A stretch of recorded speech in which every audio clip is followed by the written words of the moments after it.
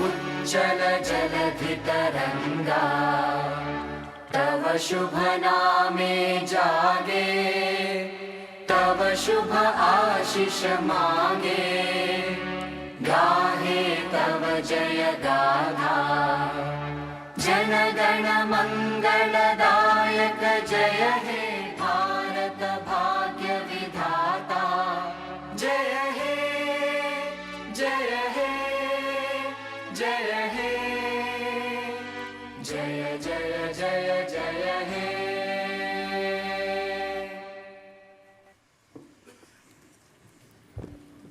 Thank you, everyone. Kindly be seated.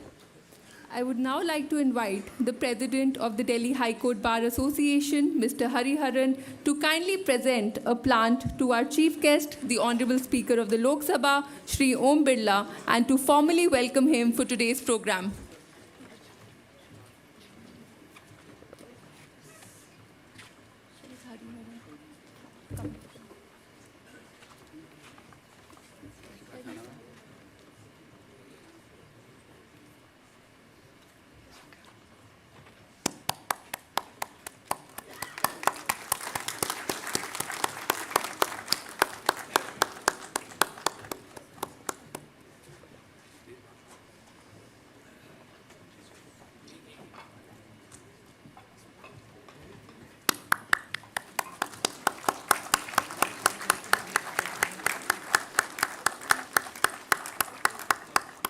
Thank you, sir.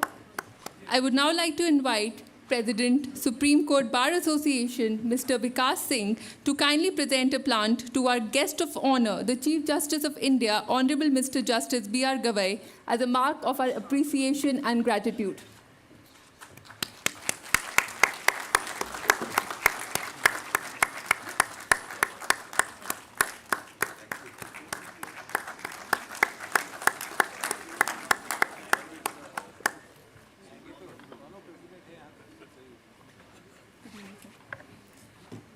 Thank you, everyone.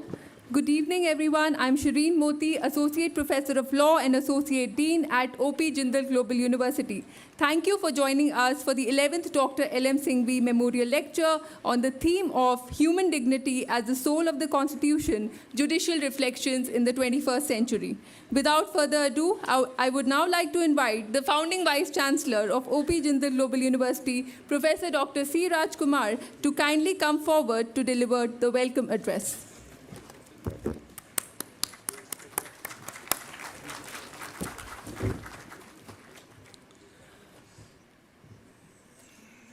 The Constitution is not a mere lawyer's document.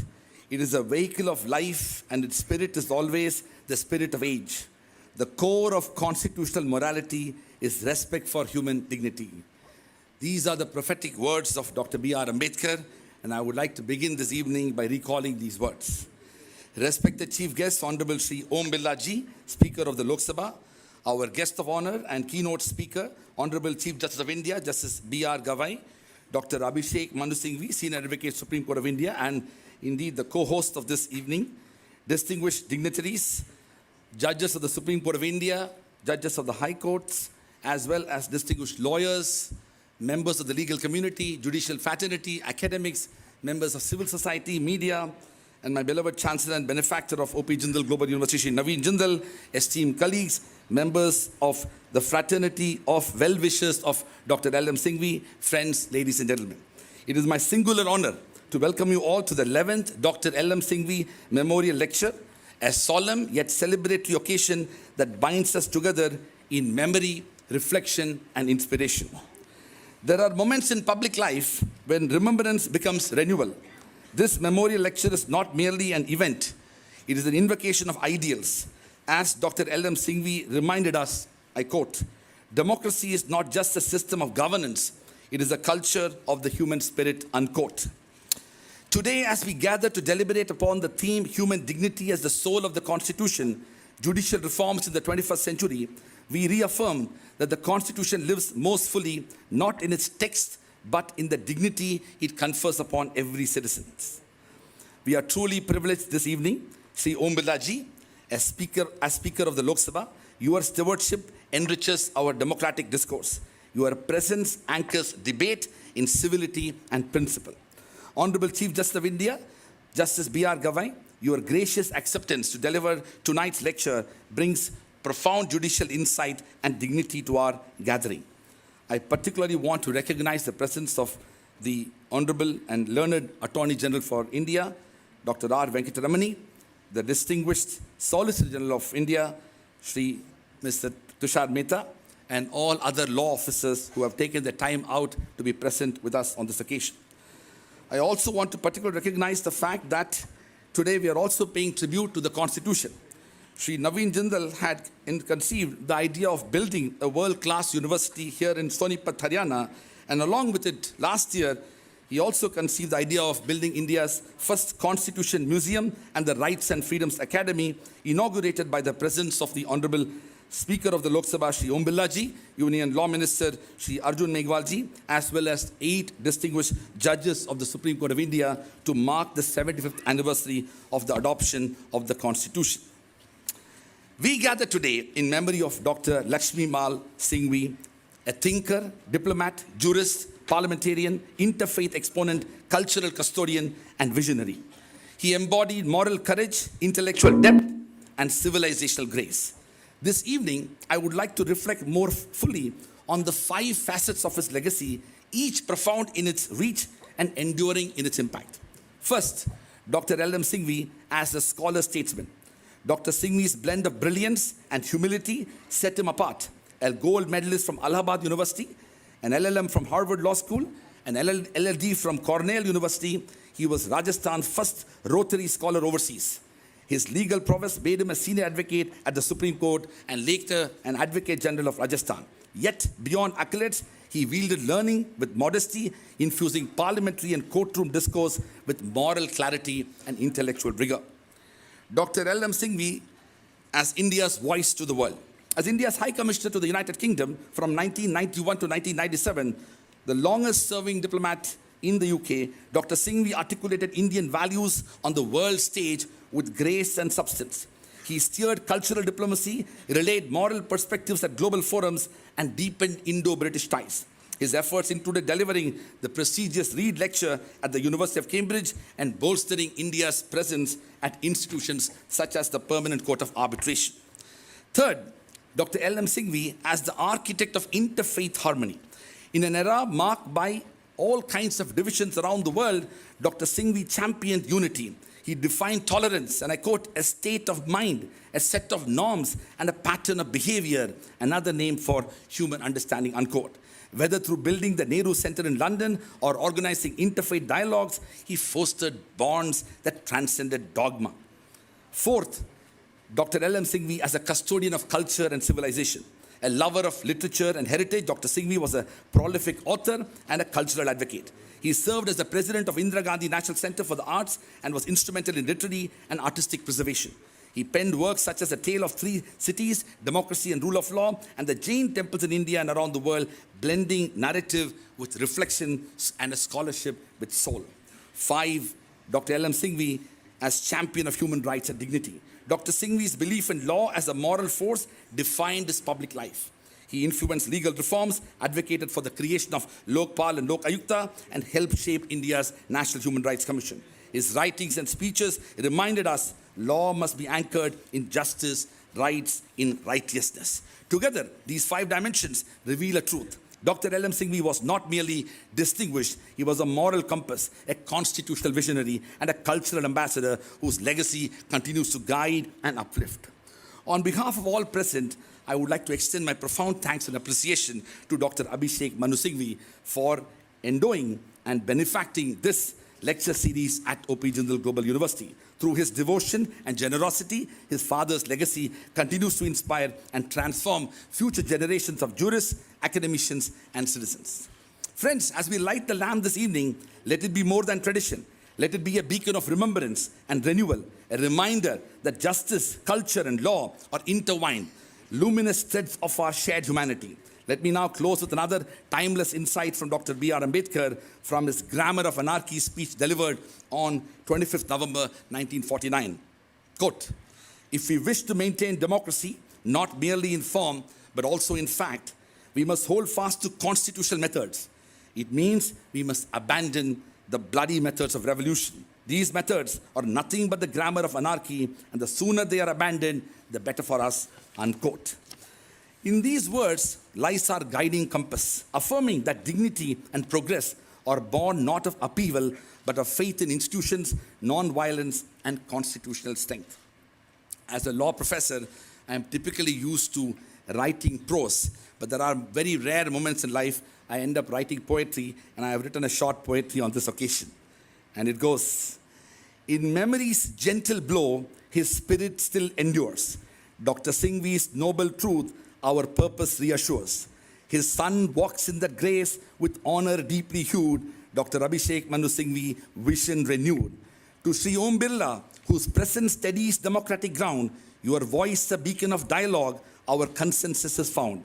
To the Chief Justice of India, whose wisdom graced this night, your gracious words, I believe, will lend depth and guiding light. And to you, our cherished audience, your hearts enrich this space. With profound gratitude, we thank each face. May Dr. Singhvi's legacy guide our thoughts and deeds. May dignity and justice fulfill our truest needs. Thank you. May our shared commitment shine in unity and hope for our republic for all time. Thank you very much.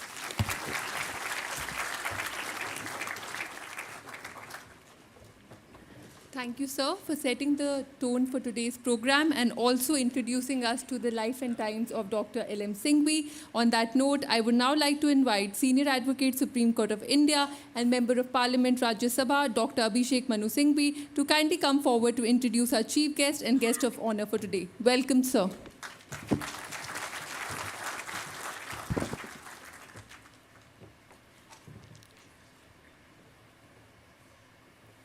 Honorable Speaker, Lok Sabha, Honorable Chief Justice of India, Honorable Judges of the Supreme Court, Honorable Judges of the Delhi High Court, Honorable former Judges of the Supreme Court and former Judges of the Delhi High Court,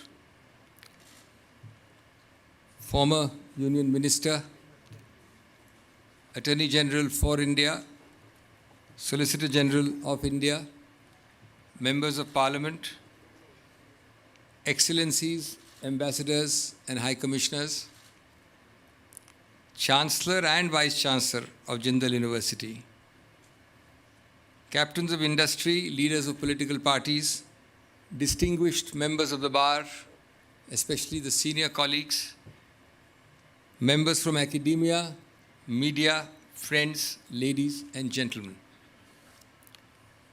I am truly overwhelmed by the love, affection and commitment shown by this truly distinguished and august gathering, present in such large numbers on a weekday.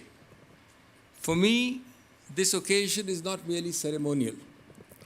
It is an act of memory and meaning, a bridge between generations, a way to keep alive the ideas and ideals of a man who, for me, was not merely a father, but a teacher and a source of inspiration, while being an incredibly multifaceted personality as a jurist, parliamentarian, diplomat, interfaith savant, poet, academic, and a true Renaissance personality. Every year or two, when we congregate for this lecture, delivered earlier by several Chief Justices, Supreme Court judges, philosophers, a former President of India, top diplomats, and so on, we celebrate the civilizational wisdom of India and of its founding fathers, of the values which see law as justice, democracy as dialogue, and dignity as destiny.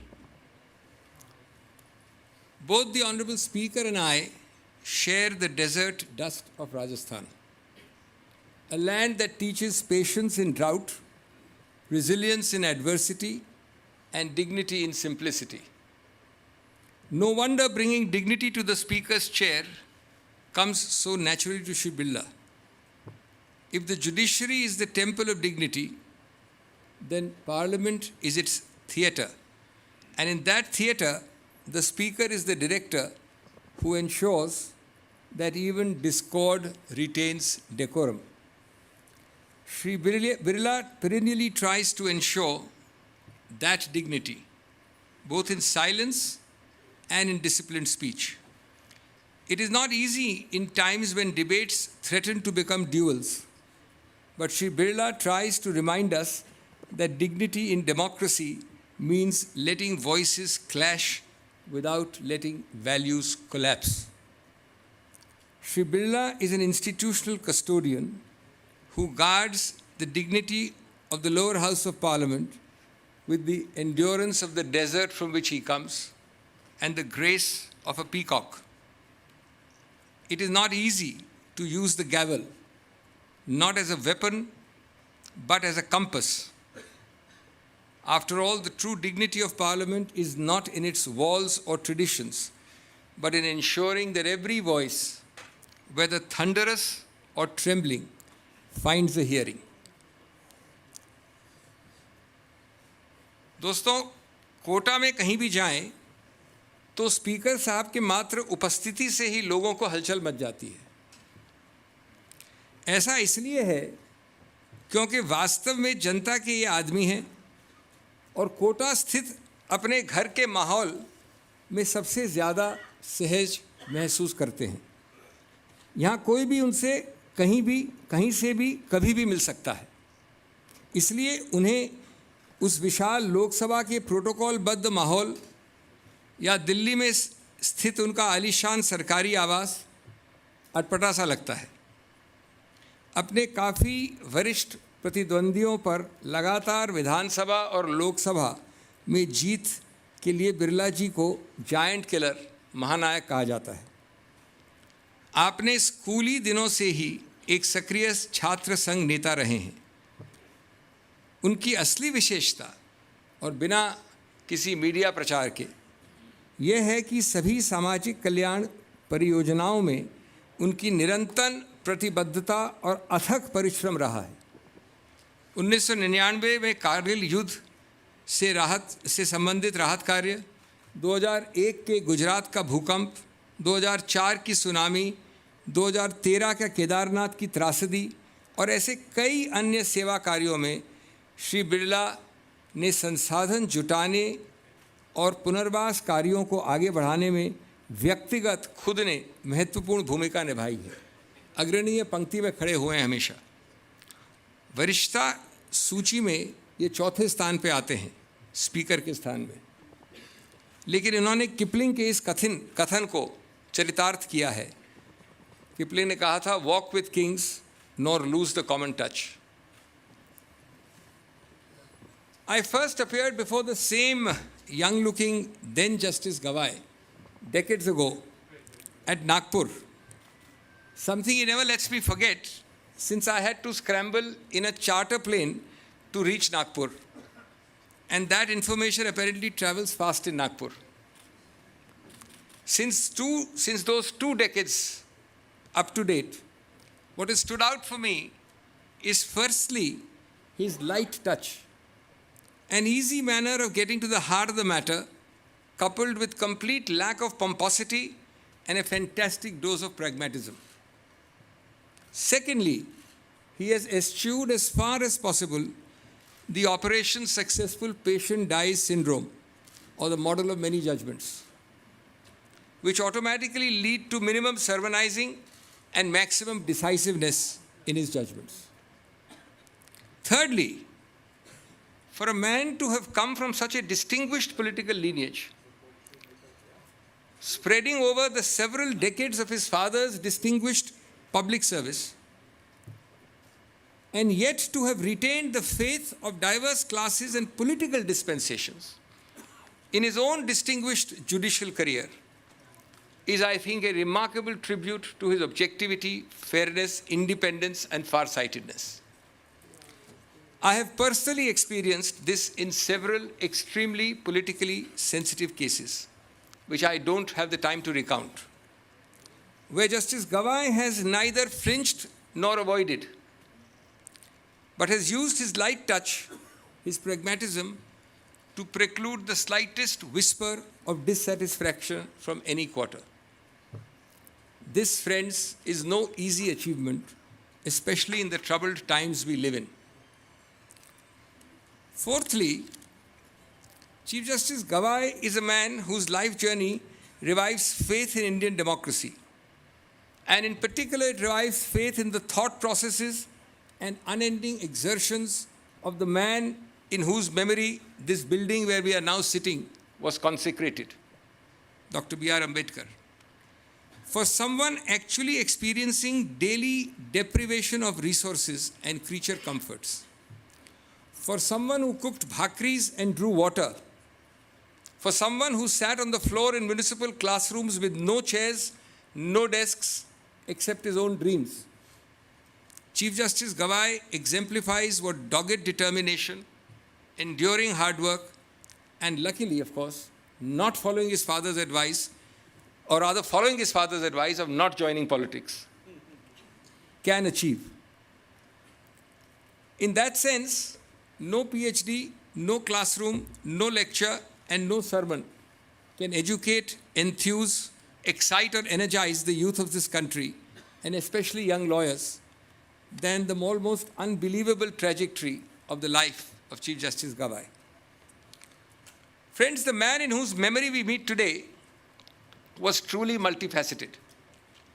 From drafting the Law Day Charter impromptu by hand in my presence, to inventing the Hindi words Lokpal and Lokayukt in 1962 in Lok Sabha after a chance remark by Pandit Nehru, my father, Dr. L.M. Singhvi's versatility never ceased to amaze me.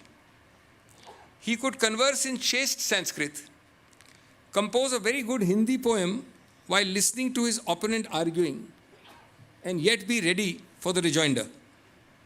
He could be a UN special rapporteur to produce the definitive report on judicial independence decades ago and leave a very flourishing law practice to become India's longest-serving High Commissioner to UK after Krishna Menon. His term, incidentally, spanned 3 British Prime Ministers and 5 Indian Prime Ministers. He wrote the Diaspora Report and inaugurated the entire diaspora movement after he and then Prime Minister Vajpayee discussed his idea. And he was equally the author of the Panchayati Raj report, which led to the insertion of Part 9 in our Constitution by the 73rd Amendment in 1992 at the instance of Rajiv Gandhi. There is much more in his life history which I have no time to speak about.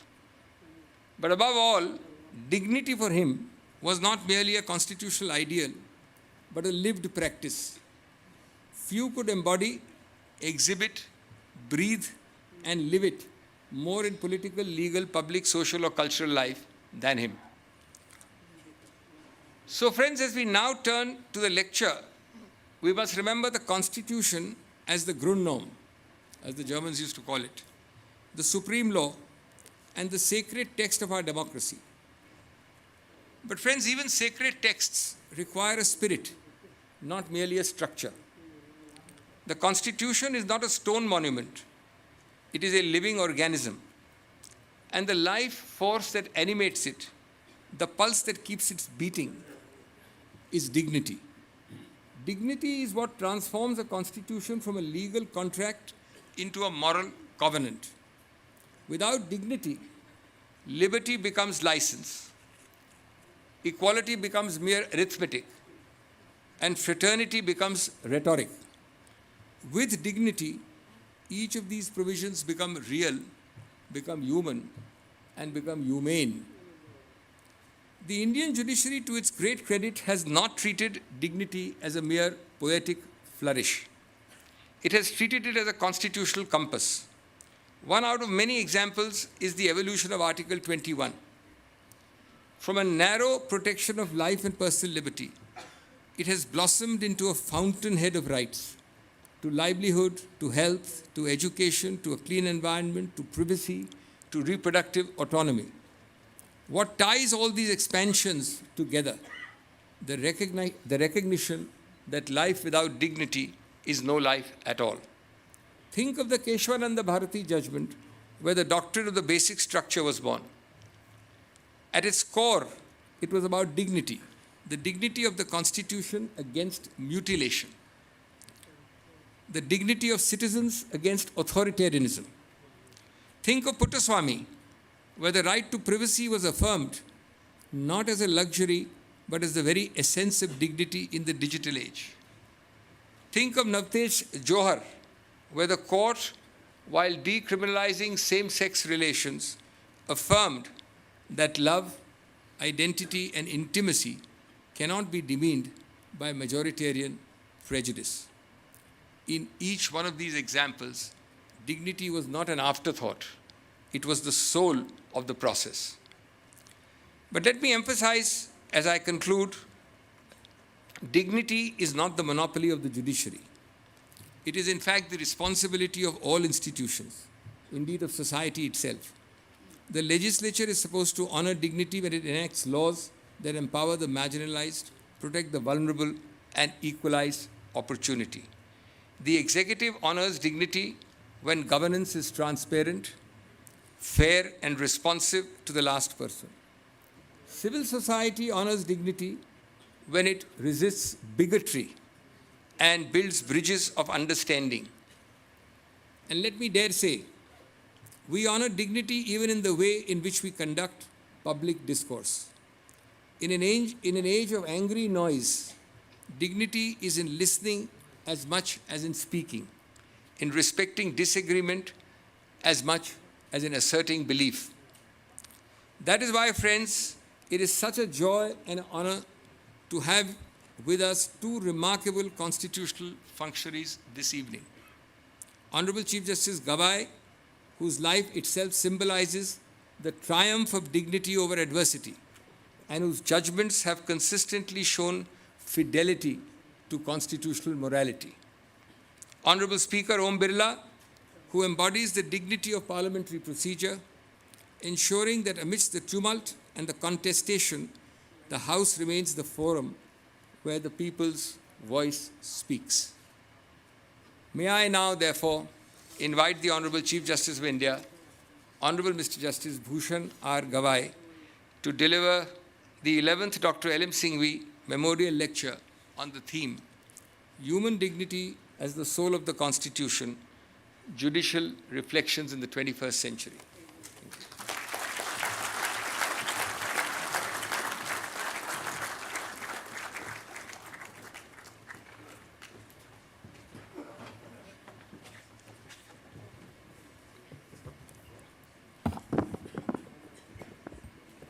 Honorable Shri Om Birla ji, the Speaker of the Lok Sabha, my colleagues from the Supreme Court of India, my former sisters and brothers from the Supreme Court, Honorable Shri D.K. Upadhyay, the Chief Justice of Delhi High Court, the various former Chief Justices present here, the judges of Delhi High Court as well as the former judges from various high courts, Dr. Abhishek Singhvi, the Member of Parliament and Senior Advocate, Shri Venkatramani, the Learned Attorney General for India, Shri Tushar Mehta, the Learned Solicitor General of India, the Members of Parliament present here in large number who also double as, many of whom also double as lawyers in the Supreme Court. Today we have a dialogue in the afternoon on that. I don't want to speak much on that. The Shri Vikas Singh, the President of the Supreme Court Bar Association, Shri Hariharan, the President of the Delhi High Court Bar Association, Their Excellencies, the Ambassadors and High Commissioners of the various countries, Shri Naveen Jindal, the Chancellor of the University, Professor C. Rajkumar, the Dynamic Vice Chancellor of the O.P. Jindal Global University, Ms. Shireen Moti, Shri Avishkar Singhvi, and the other members of the Singhvi family present here, various designated as well as non-designated senior advocates, the members of the bar, the students from the university, and the distinguished audience.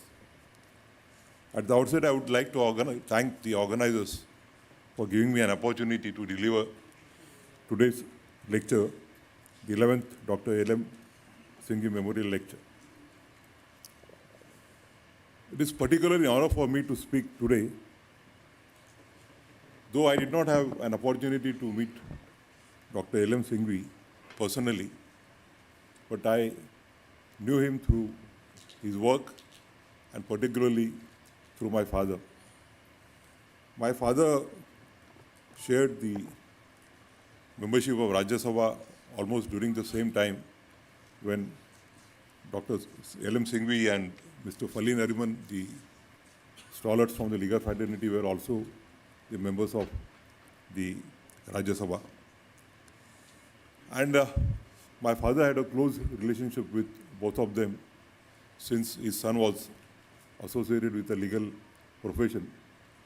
And they used to have discussions on the legal issues, and my father used to always tell me about the rich experience that he got through his discussions with both Dr. Singhvi and Mr. Fali Nariman. Their overlapping tenures allowed them to collaborate closely and exchange ideas, and learning about their work and camaraderie has given me a sense of personal connection to Dr. Singhvi's distinguished legacy. Professor Rajkumar has already spoken about the contributions of Dr. L.M. Singhvi, but in view of the breadth and depth of his work, I would like to take a moment to highlight a few more of his remarkable contributions. Born in Jodhpur, Rajasthan, Dr. L.M. Singhvi was a scholar statesman, a prolific author, an eminent jurist, a distinguished diplomat, and a prominent parliamentarian. In various roles, Dr. Singhvi made seminal contributions to law, governance, and public policy at both national as well as international levels. He was the second longest serving Indian High Commissioner to the UK after Mr. Krishna Menon, as Dr. Singhvi has already told us. He was the principal architect of Pravasi Bharatiya Divas, an initiative conceived to promote sustained engagement with the Indian diaspora and to strengthen cultural, social, and economic ties with non-resident Indians. Equally influential was his role as chair of the Committee of Panchayat Raj Institutions, where he recommended the constitutional recognition of local self-governance through Panchayat Raj. These recommendations laid the groundwork for eventual constitutional status conferred upon Panchayat Raj institutions, thereby deepening India's democratic framework at the grassroots level. Dr. Singhvi also was a distinguished member of the bar who mastered the advocacy, politics, diplomacy, and statesmanship equally well. Dr. Singhvi was elected as the president of the Supreme Court Bar Association on more than one occasion, and he was the founder president of the Supreme Court Bar Association Trust. I must also mention that at the time of his tenure as the High Commissioner of India in the UK in 1996, Dr. Singhvi graciously presented a sculpted statue of Mahatma Gandhi to the Supreme Court, which now stands prominently just in front of the staircase outside the Chief Justice's court. Over time, this statue has assumed a distinctive place within the architectural and symbolic landscape of the court, serving as a constant reminder and guiding emblem of truth, justice, and moral integrity. This memorial lecture is a tribute to him, and on behalf of all of us, I pay my tribute and homage to his distinguished career. It is equally important to recognize the efforts of Dr. Abhishek Singhvi in continuing and building upon his father's remarkable legacy. Through his sustained commitment to education and public service, Dr. Abhishek Singhvi has initiated programs that directly benefit students and society at large. One such notable initiative is the Singhvi Trinity Scholarship, established in memory of his late father. This scholarship provides financial support to a deserving Indian student to pursue an LLM at the University of Cambridge, offering not just world-class education, but also exposure to a truly international academic environment. By facilitating this opportunity, the scholarship embodies the vision of fostering excellence, broadening horizons, and nurturing future leaders who can contribute meaningfully to law, governance, and public life in India. Similarly, this lecture series stands as a testament to the enduring intellectual and moral legacy of Dr. L.M. Singhvi. By bringing together scholars, practitioners, and students, the series seeks to perpetuate his spirit of rigorous inquiry, public engagement, and commitment to the value of justice and constitutionalism. Each lecture serves not only as an academic exercise, but also as a platform to inspire critical thinking, dialogue, and reflection. I must also thank Dr. Singhvi for the good words he has spoken about me. I was not expecting them because every day he's at a receiving end in my court. And many a times I remind him about his visit to Nagpur in 2009 or 10. Because that time, nowadays the charter flights are very common, but a lawyer traveling all the way from Nagpur to Nagpur from Delhi, and a chartered flight was something, and as he said, Nagpur is a small city. And then not only that, we wanted to continue the matter on next day, but he had something urgent at Delhi. So he flew back, and then the next day again he came back after a day. He talked about my rise from a semi-sun school to the place where I am today. It's all due to the Indian Constitution and Dr. Ambedkar's vision that I could hold this august office and get an opportunity to serve the nation and the society. He has also talked about I am not having a doctorate or PhD, though I was offered about 12 deletes by various institutions. I have refused them that I will not accept anything till 24th of November 2025. The theme of today's lecture is humanity, dignity as the soul of the Constitution. Judicial reflections in the 21st century. This theme invites us to engage with one of the most enduring principles of constitutional law, human dignity. In simple terms, dignity or human dignity refers to the intrinsic worth and respect owed to every human being simply by virtue of a human being. In the context of 21st century, this principle has acquired a new significance as courts across the world, and particularly in India, grapple with complex questions arising from technological change, social transformation, and evolving notions of equality and liberty. Today, my endeavor is to explore how the judiciary has interpreted the concept of human dignity in diverse contexts, from the protection of individual autonomy and privacy to the advancement of social justice and redressal of structural inequalities. By examining contemporary judicial reflections, we aim to understand how the commitment to human dignity continues to shape the values of constitutionalism and the contours of law, governance, and public life in modern India. But the discourse on human dignity in 21st century cannot be meaningfully undertaken without first understanding the foundational principles laid down in the decades preceding it. Human dignity was a central concern for the framers of the Constitution, deeply intertwined with their vision of a just and egalitarian society. As Dr. B.R. Ambedkar once stated that the social oppression of the so-called untouchables heaped upon them, and I quote, many indignities which are incompatible with the dignity and sanctity of human life, unquote. It is precisely these indignities of various kinds, that is social, economic, and political, that the Constitution was designed to remedy. As Dr. Ambedkar always used to say, that the Constitution is a weapon for bloodless social revolution. The text of the Constitution explicitly situates dignity alongside the core values of liberty, equality, fraternity, and justice.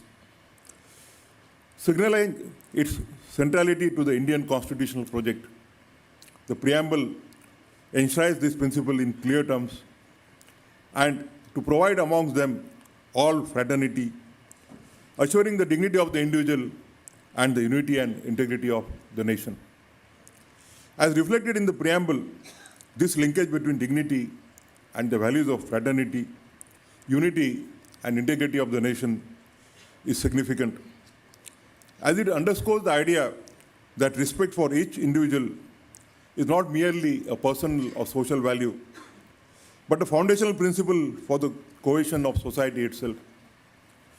When the dignity of every citizen is recognized and protected, it promotes a sense of belonging, mutual respect, and solidarity, which are essential for maintaining national unity and harmony.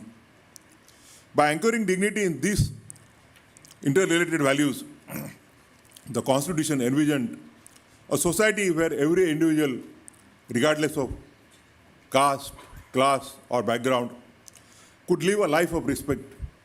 Furthermore, the phrase, assuring the dignity of the individual, is a direct commitment that every individual has inherent worth. It is particularly noteworthy that Dr. Ambedkar defined fraternity not merely as a social ideal, but as an intrinsic feature of democracy itself. He described fraternity as only another name for democracy, emphasizing that democracy is primarily a mode of associated living, of conjoint communicated experience, and that it requires essentially an attitude of respect and reverence toward fellow men. From this perspective, dignity or human dignity emerges as the core value of democracy, central to the very functioning of the democratic society. Although the term dignity does not find an explicit textual mention in Part 3 of the Constitution, which enumerates the fundamental rights, the judiciary has, through consistent interpretation, recognized it as a foundational principle underlying these rights. Reflections of human dignity are evident across multiple dimensions of the fundamental rights. The prohibition of arbitrariness under Article 14 ensures that state actions respect reason, fairness, and equality, thereby safeguarding the individual's sense of self-worth. Similarly, the rights against discrimination under Article 14 and 15 and the guarantee of equality of opportunity under Article 16 seek to affirm the inherent dignity of every person by preventing unequal treatment based on caste, religion, gender, or other personal attributes. Dignity also underlines the freedoms enshrined in Article 19, which protect individuals' autonomy in expressing themselves, associating, and moving freely, enabling them to lead meaningful lives. Most significantly, the right to life and personal liberty, as enshrined under Article 21, has been interpreted expansively by the Supreme Court to encompass the right to live with dignity, including personal autonomy, bodily integrity, and freedom from degrading treatment. Collectively, these constitutional provisions demonstrate that the protection and promotion of human dignity is a unifying principle underlying the entire framework of fundamental rights. I'll now refer to a series of judgments on various aspects of human dignity. The judicial recognition of the principle of human dignity in India began to crystallize in the late 1970s, largely in response to the widespread reports of inhuman and cruel treatment to the prisoners in the jails across the country. The courts observed that deprivation of liberty could not justify the infliction of humiliation, torture, or degrading treatment, and emphasized that even those in custody retain their fundamental human worth and rights. This period marked a significant shift in constitutional jurisprudence, where the judiciary began to interpret the right to life and personal liberty under Article 21 not merely as a procedural safeguard against arbitrary deprivation of freedom, but as a guarantee to live with dignity, respect, and human conditions, laying the groundwork for later expansive interpretations in areas such as prison reforms, rights of marginalized groups, and socio-economic entitlements. In Sunil Batra versus Delhi administration, a constitution bench of the Supreme Court took serious cognizance of the inhuman treatment of under trials convicts, and individuals on death row. Justice Krishna Iyer emphasized that the human thread of jail jurisprudence demands that no prison authority is exempt from constitutional obligations, and that the forcible denial of fundamental rights constitutes an institutional outrage. The court condemned the use of iron fetters and held that practices such as solitary confinement and cellular segregation are both inhuman and irrational. In Sunil Batra 2 versus Delhi administration, the Supreme Court underscored that imprisonment does not strip an individual of their humanity. It famously observed that in the eyes of law, prisoners are persons and not animals, and affirmed that the judiciary has a duty to hold accountable and punish the divine guardians of the prison system where they go berserk and defile the dignity of the human inmate. Another judgment from 1980, Prem Shankar Shukla versus Delhi administration, centered around the constitutionality of handcuffing under trial prisoners. The court held that depriving a person of human dignity is not merely an act of causing physical discomfort, but an affront to their very humanity, striking at the core of Article 14, 19, and 21. The judgment emphasized that the guarantee of human dignity forms an integral part of our constitutional culture and is activated, and I quote, when we realize that to manacle man is more than to mortify him. It is to dehumanize him and therefore to violate his very personhood, too often using the mask of dangerousness and security, unquote. In Francis Corelline Moulin versus the Administrator, Union Territory of Delhi, the Supreme Court struck down a rule that restricted a detainee's right to consult a legal advisor of their choice, holding it unconstitutional under Article 14 and 21. The court emphasized that the right to live with dignity is an essential component of the right to life, and as such, a detainee is entitled to meet the family members, friends, and the legal advisors. These landmark judgments firmly establish that human dignity is a constitutional value that remains inviolable even within the confines of incarceration. Building on this foundation, the Supreme Court in the 21st century has continued to safeguard the rights of the prisoners, reinforcing their rights to human treatment and dignity are consistently applied even within the correctional institutions.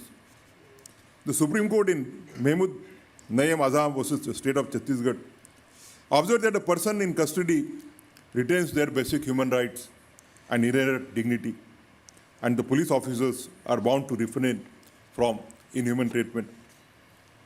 In 2015, in Shabnam versus Union of India, the Supreme Court reaffirmed that human dignity must be preserved even in the case of a prisoner sentenced to death. The court held that from the confirmation of the death sentence by the highest court until its execution, the convict is entitled to be treated with full respect for human dignity, to the extent which is reasonable and permissible in law. The court explained the principle of human dignity in the following words, and I quote, human dignity is infringed if a person's life, physical or mental welfare is alarmed. It is in this sense, torture, humiliation, forced labor, etc., all infringe on human dignity. It is in this context many rights of the accused derive from his dignity as a human being, unquote. The Supreme Court in the judgment of 2019, titled X versus State of Maharashtra, while holding that post-conviction severe mental illness will be a mitigating factor in committing his death sentence, emphasized that the right to dignity of an accused does not dry out with the judge's ink. Rather, it subsists well beyond the prison gates and operates until his last breath. More recently, in October 2024, referring to the principle of human dignity, the Supreme Court in the case of Sukanya Shanta versus Union of India struck down prison manuals which discriminate against individuals on the basis of their caste. the court held that such provisions perpetuate the idea that some individuals are inherently suited to the low status labor based solely on their birth, reinforcing deep-rooted caste inequalities.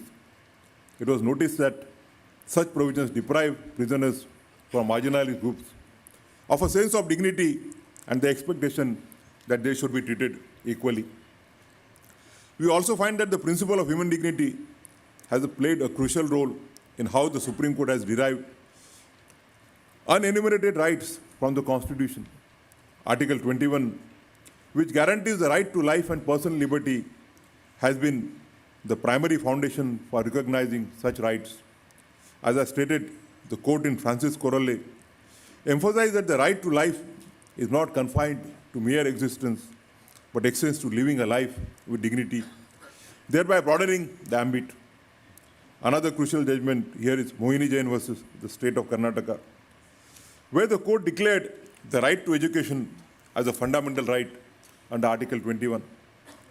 The court made it clear that education is not just a policy goal, but a constitutional necessity for a life of dignity. As the court observed, and I quote, "The dignity of a man is inviolable. It is the duty of the state to respect and protect the same. It is primarily the education which brings forth the dignity of a man.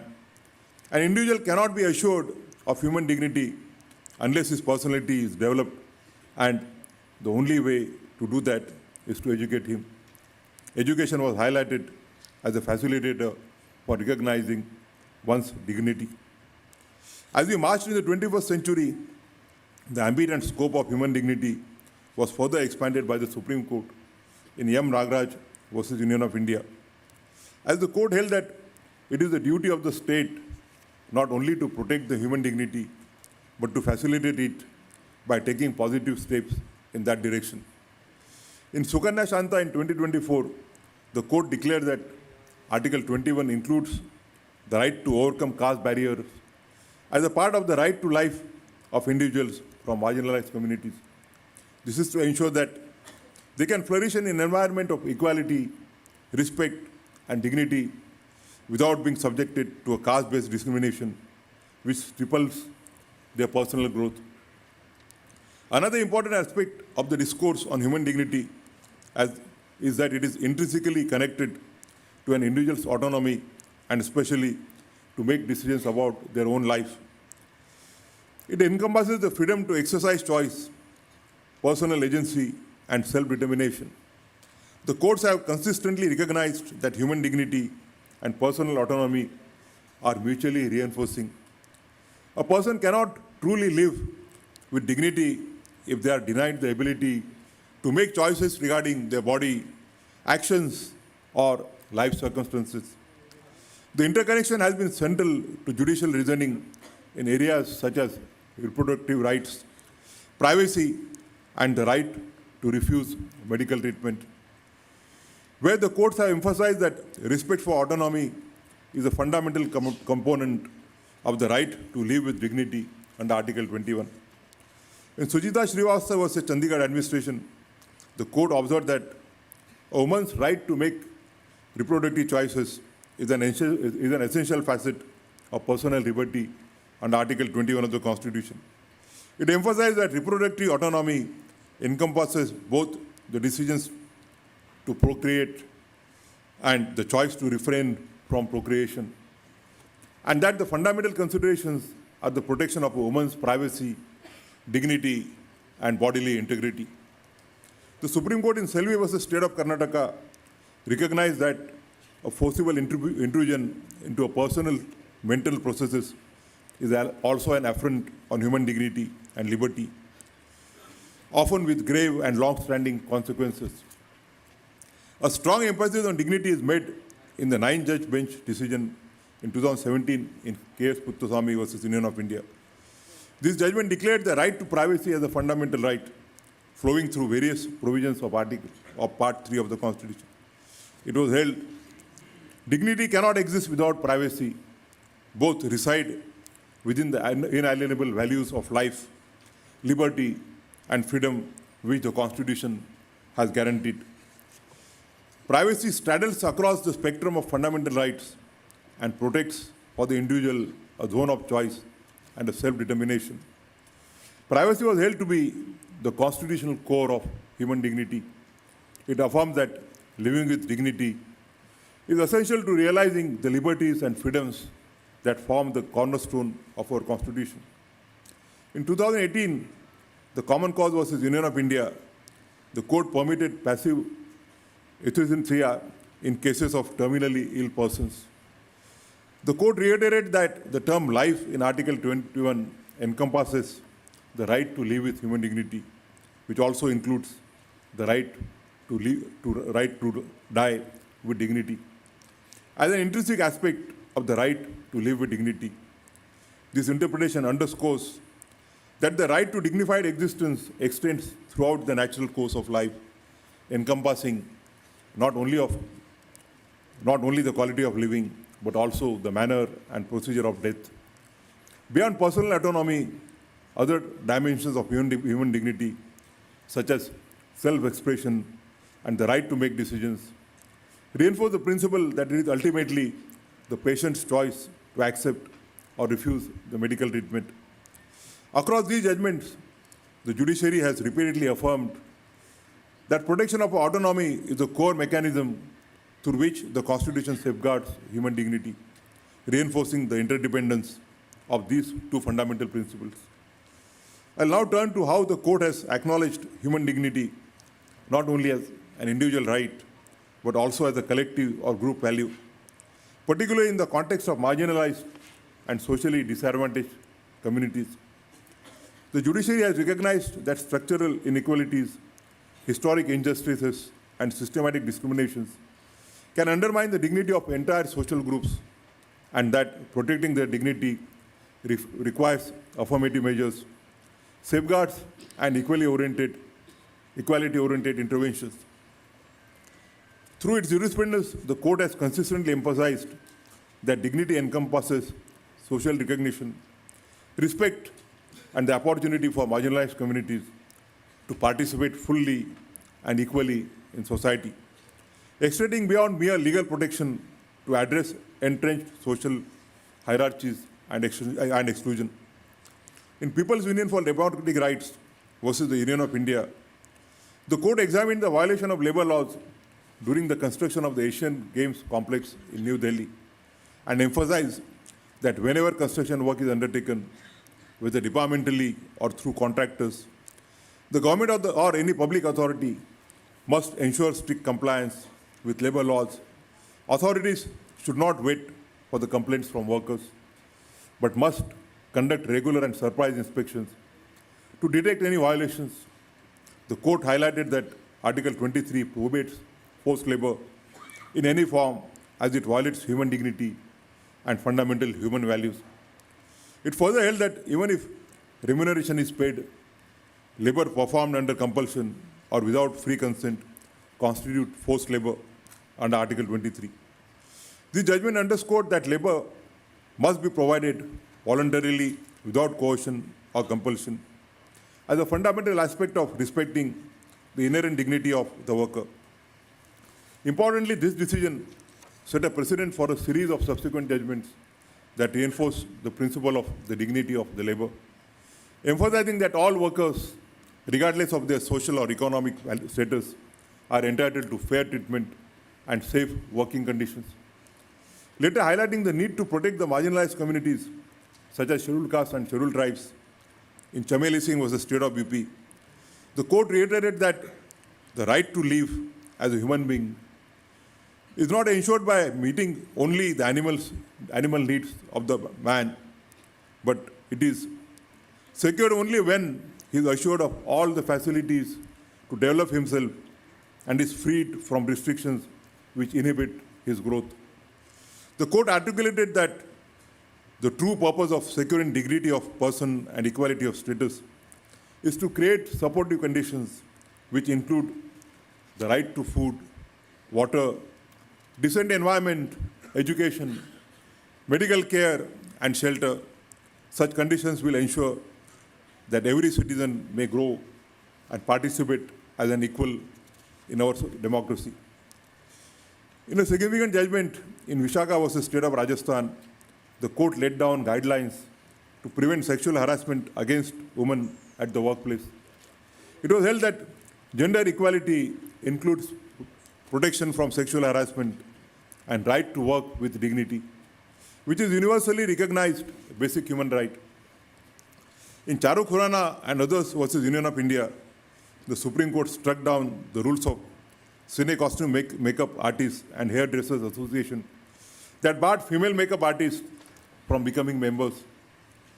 The court observed that equality cannot be realized without equal opportunities and noted that preventing a woman from entering a profession for which she is qualified not only denies her the opportunity to work, but also clips her capacity to earn her livelihood, which affects her individual dignity. The court remarked that all practices derogatory to the dignity of women are to be renounced. In Secretary, Ministry of Defense versus Babita Punia, a two-judge bench upheld the claims of women engaged in short service commissions in the army to seek parity with their male counterparts in obtaining permanent commissions. The court held to cast aspersion on their abilities on the ground of gender is an affront not only to their dignity as women, but to the dignity of the members of the Indian Army. Men and women who serve as equal citizens is a common mission. The court gave several directions to the Union government to grant permanent commission to women officers in the Army and consequential benefits. Subsequently, the women officers of the Army approached the Supreme Court in Lieutenant Colonel Nitisha versus Union of India to challenge the evaluation criteria applied by the Army to grant permanent commissions as unjust and arbitrary as the women officers who were in the age group of 40-50 years were being required to conform to the medical standards that a male officer would have to conform to at the age of 25 to 30 years. The court concluded that the process adopted by the Army to grant permanent commission to women officers failed to remedy the gender discrimination identified in Babita Punia.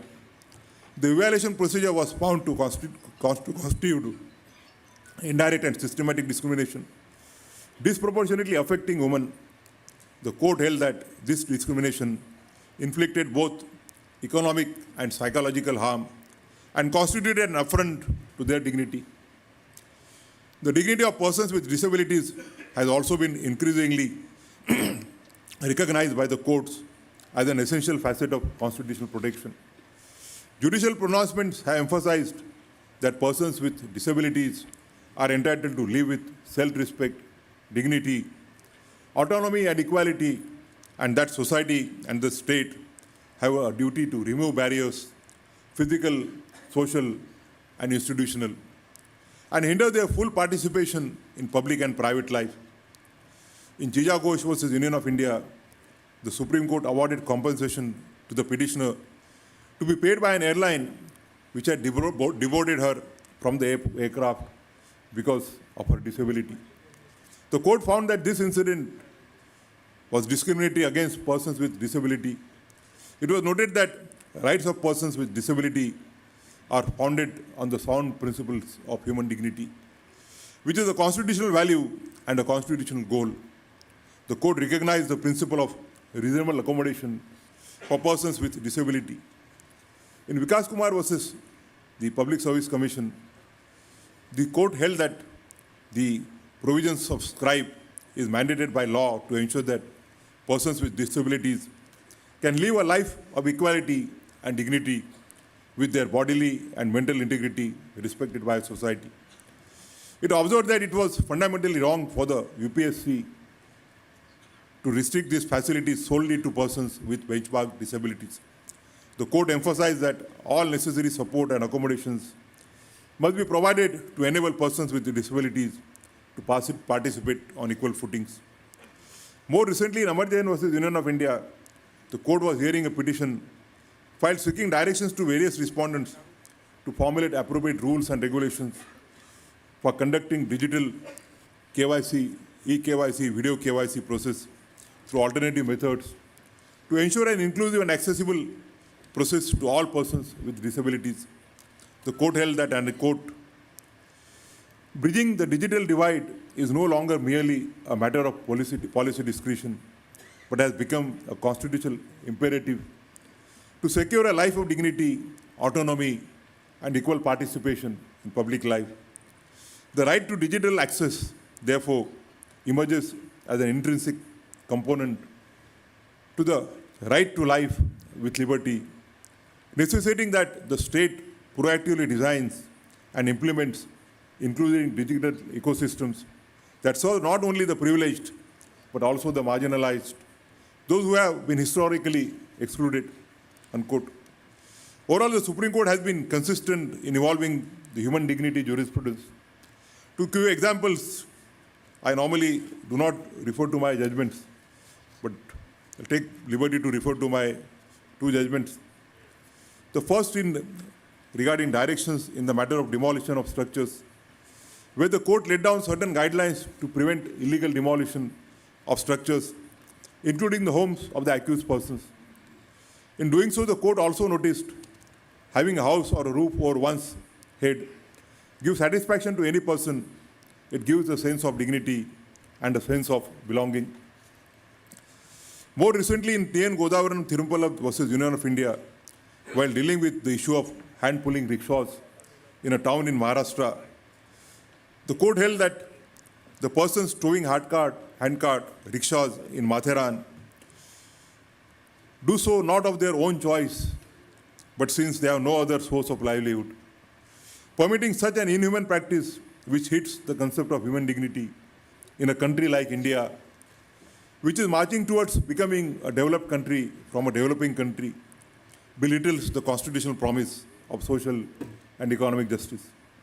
The court directed the state, as its duty under the directive principles of the state policy, to ensure that social and economic justice is done to the citizens, should form a scheme for rehabilitation of these handcart rickshaw pullers so that they are not deprived of their livelihood, at the same time prohibiting the human practice of handcart rickshaws. Significantly, the Supreme Court had earlier highlighted the connection between the human dignity and the directive principles of state policy in the Bandhuwa Mukti Morcha in 1984. Dealing with the issue of bonded labor, Justice P.N. Bhagwati, emphasizing that Article 21 guarantees the right to live with human dignity, free from exploitation, and the right draws its vitality from the directive principle of state policy, particularly Clause E and F of Article 39, as well as Article 41 and 42. He concluded that, at a minimum, human dignity entails safeguarding the health and strength of workers, ensuring protection for children against abuse, providing opportunities for growth under conditions of freedom and dignity, access to education, just and human working conditions, and maternity relief. I would not like to burden you with more judgments and would straight away come to my concluding remarks. I would say that the judiciary has emphasized human dignity as the soul of the Constitution. It has held human dignity to be a pervasive principle that underlines the very spirit and philosophy of the Constitution, shaping the core values articulated in the preamble: liberty, equality, fraternity, and justice.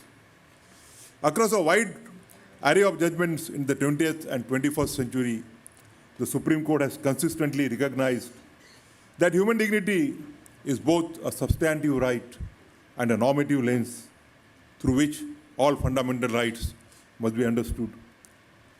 It has been employed not only to safeguard a dignified existence for individual citizens, but also as a constitutional tool to expand, interpret, and harmonize rights, ensuring that the protection afforded by the Constitution is meaningful and comprehensive. In practice, this means that dignity serves as a guiding principle that connects rights, allowing the judiciary to develop a coherent and holistic framework for constitutional adjudication.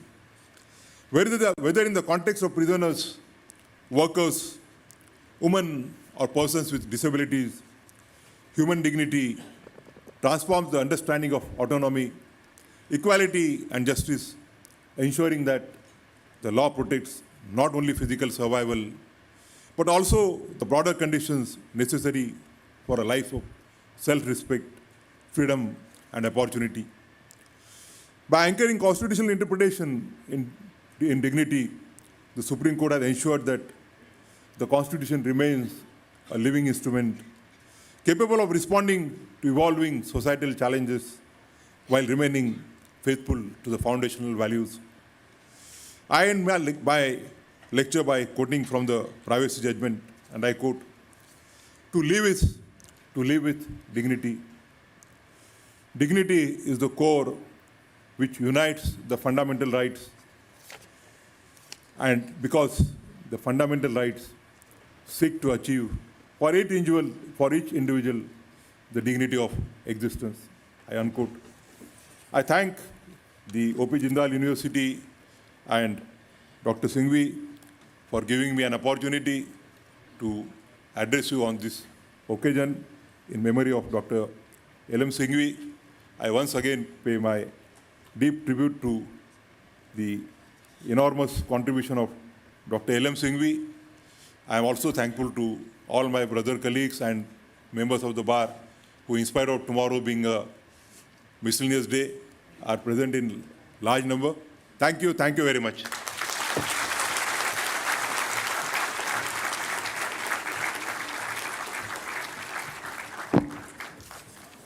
Thank you to the Chief Justice of India, Honorable Mr. Justice B.R. Gavai, for a stellar lecture. As a lifelong student of constitutional law, it was truly an educative experience to hear you speak about the foresightedness of the members of the Constitutional Assembly, the value of dignity in promoting democracy, the Supreme Court's evolving jurisprudence on dignity as a value, and the constitutional value at the interchange between dignity as a value as well as individual autonomy. On that note, I would now like to invite the Honorable Speaker of the Lok Sabha, Shri Om Birla, to kindly come forward to deliver the Chief Guest address for today. Welcome, sir.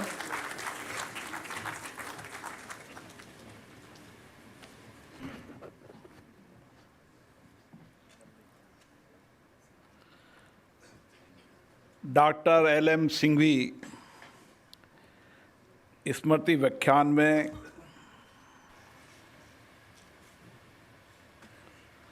आज हम सब doctor L. Singhvi जी का जीवन, जिन्होंने एक राजनीतिक यात्रा के साथ एक राजनीतिक यात्रा, संविधान और कानून, साहित्यकार, कवि,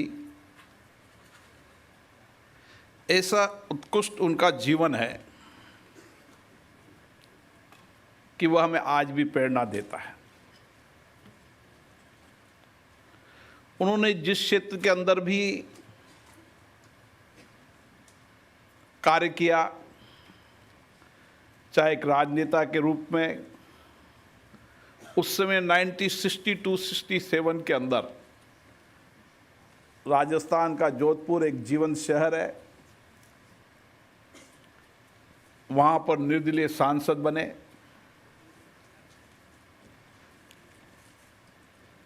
कानून ज्ञाता के रूप में उनकी विद्वता, उनका ज्ञान केवल देश में नहीं, दुनिया के कई संविधान बनाने में भी उनका योगदान रहा।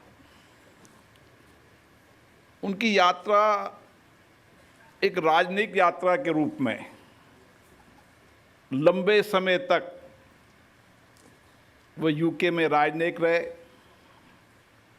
और उस समय उन्होंने भारत के लोकतंत्र की यात्रा, भारत की संस्कृति, भारत की विविधता, भारत का व्यापार और भारत के लोग जो दुनिया में रहते थे उनको गरिमा देने के लिए, उनकी पहचान बनाने में भी उनका बहुत बड़ा योगदान रहा। इसलिए कई बार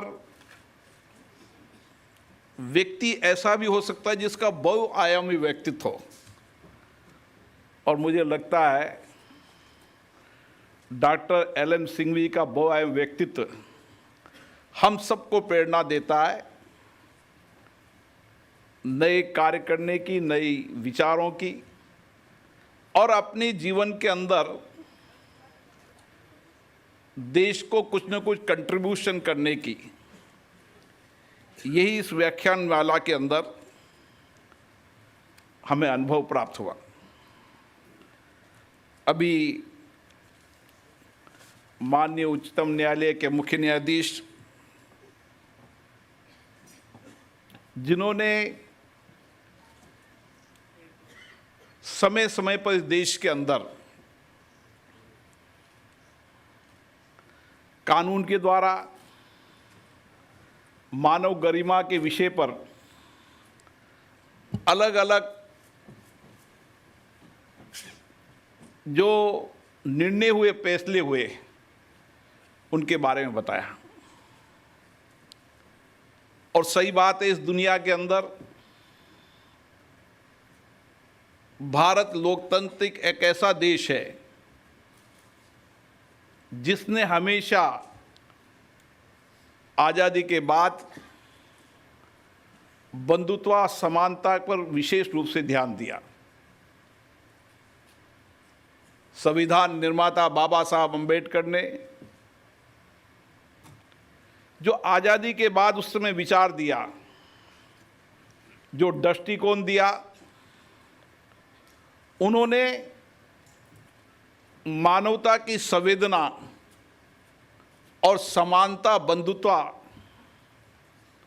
और सबको समान अधिकार, सबको न्याय, सबको व्यक्ति अधिकार, उस पर संविधान की मूल प्रस्तावना से लेकर संविधान की मूल धाराओं में भी विशेष रूप से मानव गरिमा के विषय के अंदर, उनके संविधान के अंदर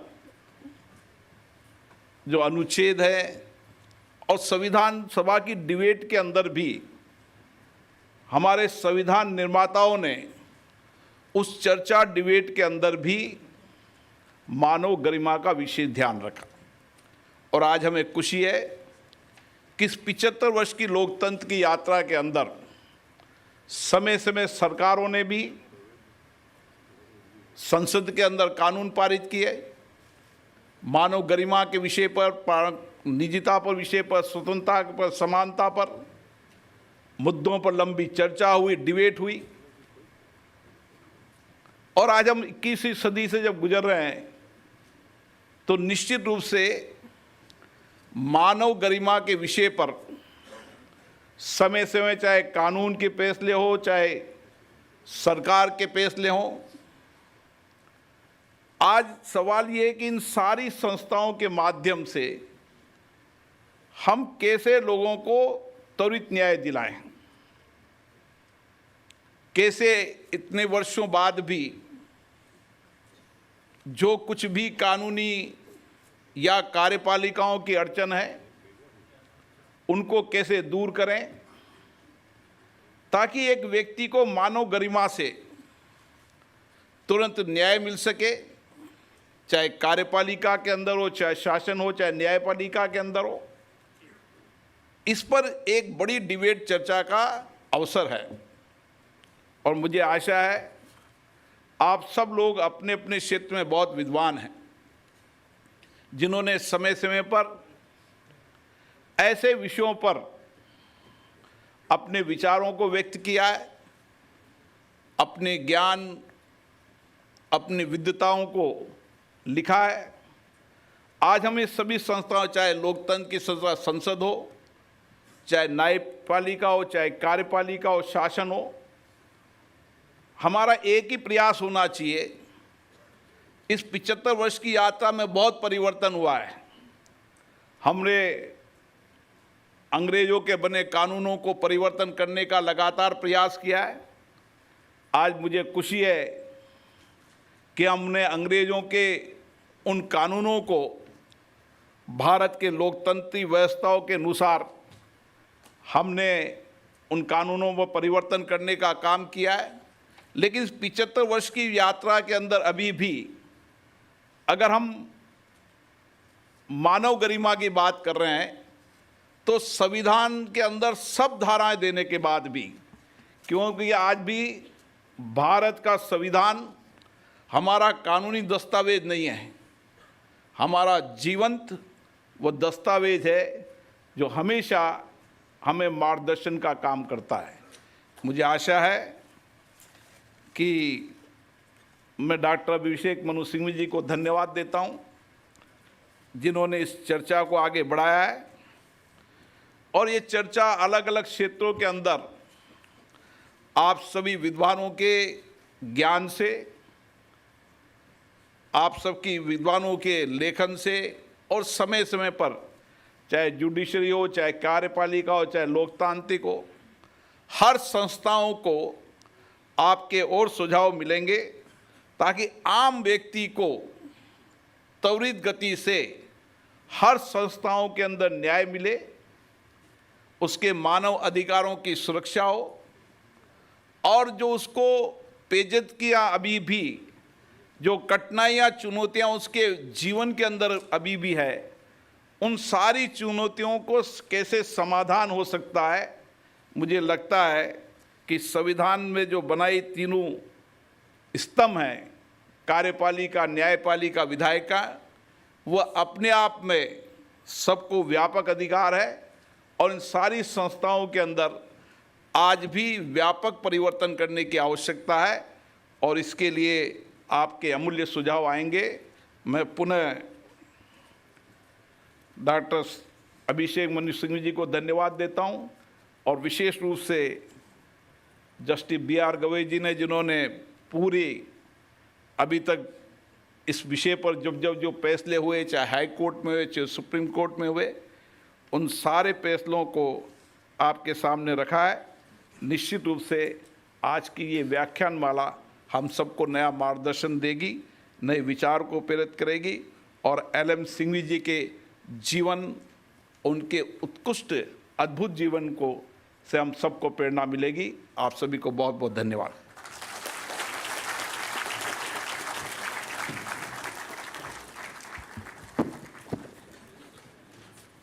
thank you to the honourable speaker of the Lok Sabha Shri Om Birla. हम सभी की तरफ से आपको तहे दिल से शुक्रिया। आपका योगदान भारतीय समाज में हमेशा ही अमूल्य रहेगा। On that note, I would like to now invite Advocate Supreme Court of India, Mr. Avishkar Singhvi, to kindly come forward to deliver the vote of thanks for today's memorial lecture. Respected Chief Justice of India, Mr. Justice B.R. Gavai, respected Honorable Speaker of the Lok Sabha, Shri Honorable Om Birla ji, Dr. Abhishek Singhvi, Vice Chancellor Raj Kumar ji, Honorable respected judges of the Supreme Court, respected judges of the Delhi High Court, members of Parliament, senior advocates, learned colleagues, friends, ladies and gentlemen. It is my profound honor to offer this vote of thanks at the culmination of the 11th Dr. L.M. Singhvi Memorial Lecture, an occasion that is in truth much larger than any single event, with continuing scholarships, citations, seminars, and recognitions across the year. Tonight, we do not merely remember a monumental man, but we engage in an ideal, a vision of law, of democracy, and of human dignity that continues to illuminate our lives. First, our deepest gratitude to the Honorable Chief Justice B.R. Gavai, whose keynote address tonight was the fine blend of a masterclass in constitutional wisdom with living affirmation of the theme we have gathered to explore today, human dignity as the soul of the Constitution. Your reflections reminded us that courts do not merely interpret law, They safeguard the very essence of our collective humanity. You have meticulously recollected various decisions underlined and underpinning human dignity.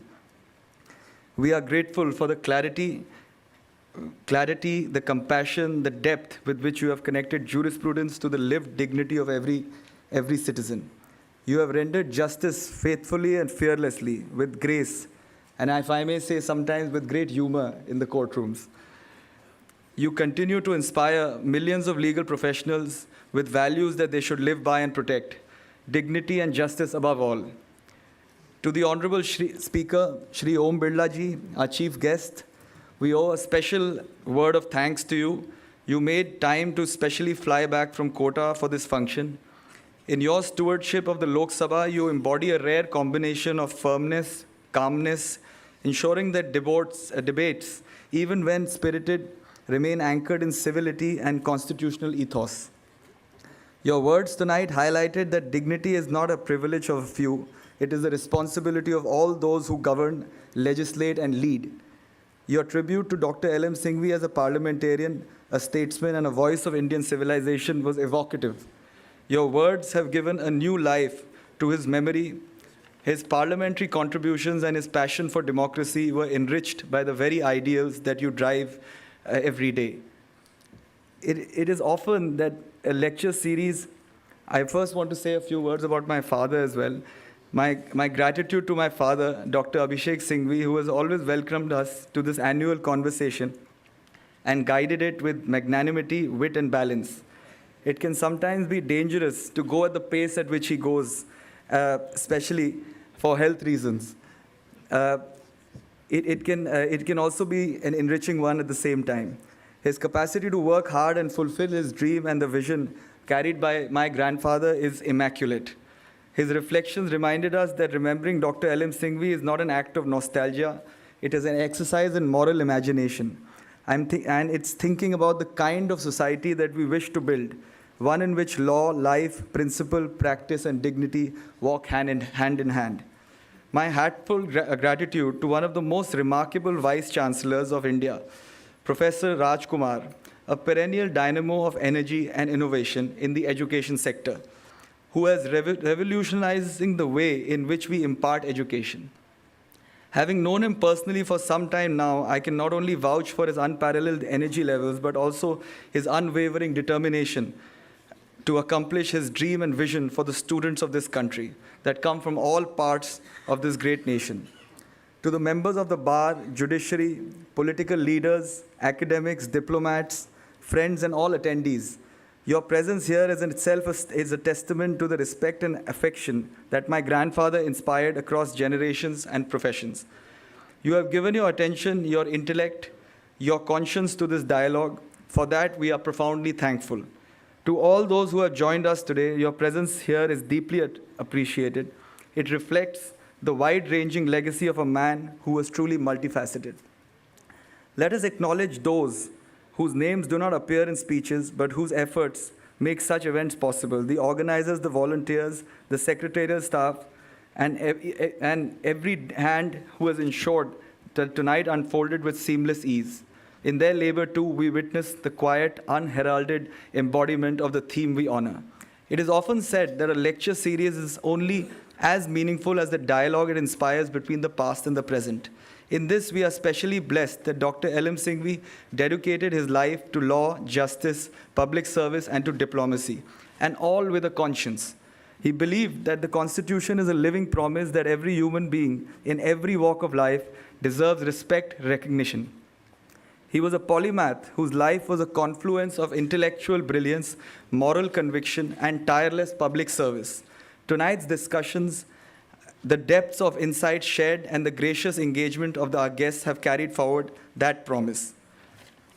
May the lessons of this evening guide us in our courts, our legislature, and in our daily lives to remember that every law is meaningless without dignity, every institution hollow without respect, and every society incomplete without compassion.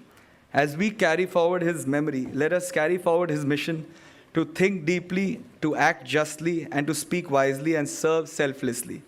May this annual lecture serve as a living tribute, inspiring future generations to engage with ideas and ideals that build a more just and humane world built on dignity and empowerment.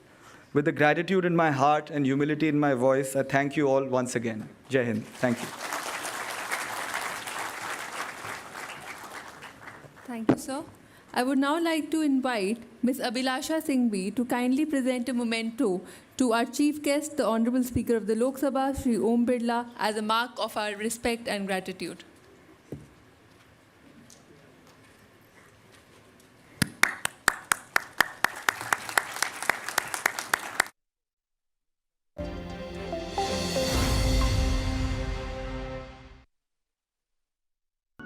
Co-powered by PolicyBazaar.com. Her family होगी insured. 25 lakh का hospital bill है, इतने पैसे कहाँ से आएंगे? पैसों की चिंता आप मत कीजिए पापा। मैम, सर का हेल्थ इंश्योरेंस क्लेम अप्रूव हो गया है। आप? पॉलिसी बाजार। हेल्थ इंश्योरेंस क्लेम में हमेशा आपके साथ पॉलिसी बाजार। 1 करोड़ का हेल्थ इंश्योरेंस सिर्फ 670 रुपए महीने से शुरू। अगर आप बनना चाहते हैं एंकर या फिर आप में है जुनून